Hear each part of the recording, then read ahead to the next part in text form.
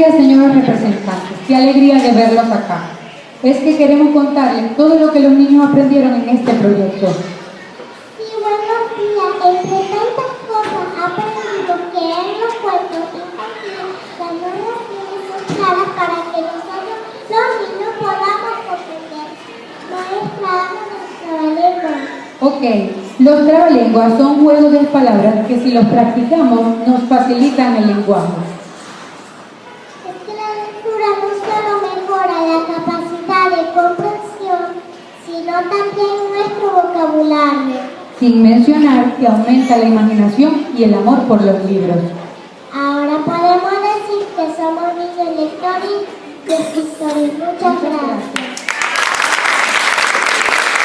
Un fuerte aplauso para Natalia.